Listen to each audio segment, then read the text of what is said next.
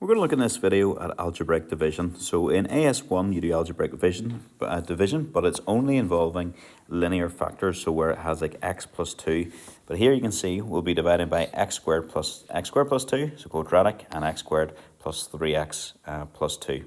Now the first thing we're going to do, the first example, we're dividing x squared plus 5x plus 4, and we're dividing by x squared plus 2. Now the key thing here is when you've got to leave gaps where certain terms would be. So we've got a quadratic term, the next term should have been a linear term, so that's your x term, and then you've got your numerical term.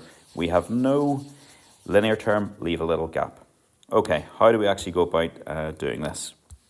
So we're dividing x squared plus 5x plus 4, we're dividing by x squared plus 2.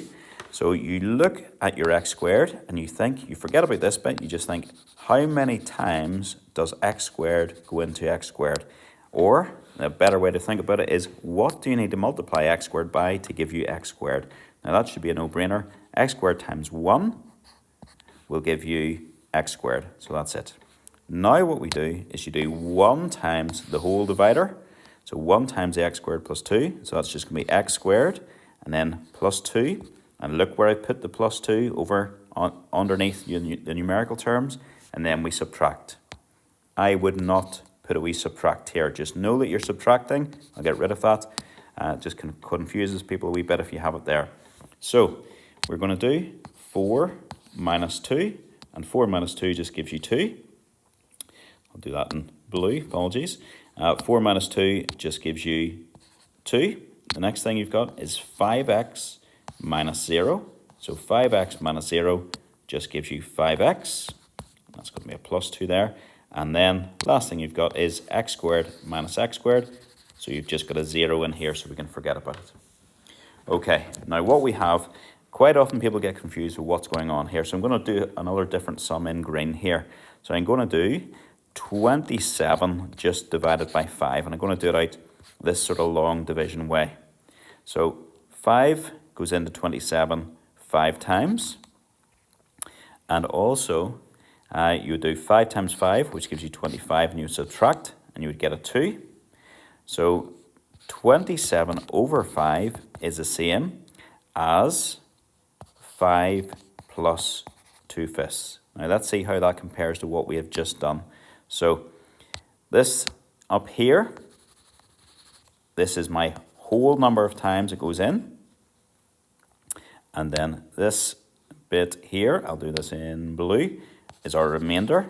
So it is 2 is my remainder, and it's over your divider. So it's 2 over 5. So we can compare this to what we have got here. So we could say over here, we could say that x squared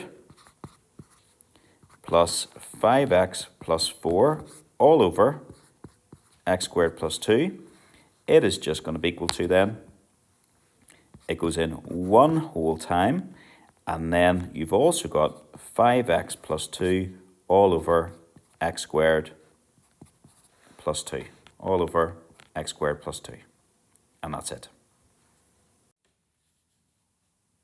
Our next example, we have to divide 2x to the 4 plus 3x squared plus 1 by x squared plus 3x plus 2. Notice I've left a gap where my cubic term should have been and also where my linear term should have been. So there's gaps left there. Okay, first thing we're going to do is think, what do we need to multiply our x squared by to give you 2x to the 4? And the answer is just 2x squared. So now what we want to do, we want to multiply the whole divider, the x squared plus 3x plus 2, by 2x squared. So it will become 2x to the 4 plus 6x cubed plus 4x squared. And then we do a line underneath and we subtract. 3x squared minus 4x squared is just minus x squared. 0 minus 6x cubed is minus 6x cubed. And 2x to the 4 minus 2x to the 4 just disappears. Okay, do we arrow? We're bringing down this. I would just put down a plus a 0 just to keep me right. And now what we want to do is you want to see what does your x squared need to be multiplied by to give you minus 6x cubed. And the answer is minus 6x. So now the whole divider gets multiplied by minus 6x. So x squared times minus 6x gives you minus 6x cubed, and you can see that'll cancel out. Minus 6x times 3x will be minus 18x squared. And minus 6x times the plus 2 will give you minus 12x. Now this whole thing subtracts. 0 minus 12x is plus 12x. Minus x squared minus 18x squared is minus x squared plus 18x squared, which will be plus 17x squared. And then the minus x cubed minus x cubed, it disappears. Bring down your next term, which is a plus 1.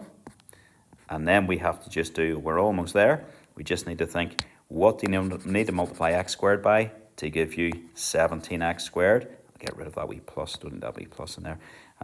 What do you need to multiply my x squared by to give you 17x squared? And the answer, of course, is just plus 17. So you can see we've got our quotient. We just need to find the remainder. So you do your 17 just multiplies your divider. So 17 times x squared just gives you 17x squared. You can see they'll cancel out. 17 times 3.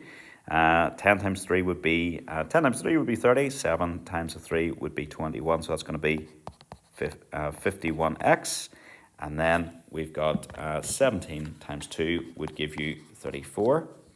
And then if we just do all of those, so you've got 17x squared minus 17x squared, they disappear. 12 minus the 51 just gives you minus 39x. And 1 minus your 34 just gives you minus 33. So what we have found, let's just zoom out on that a little bit.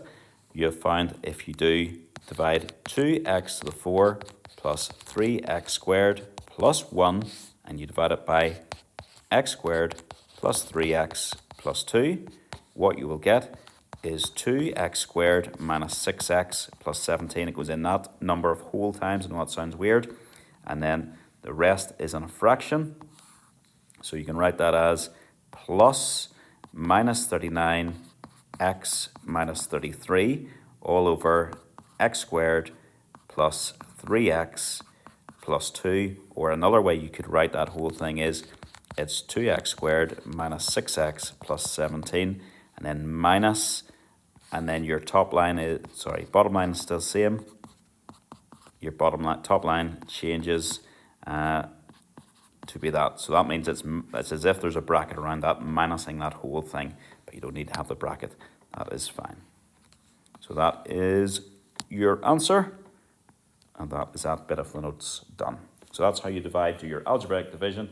A wee bit trickier than what you would have done in AS1. Probably have seen a couple of examples of that already when you were doing your AS1. I'm sure some of your teachers will have done it that way, but that's it.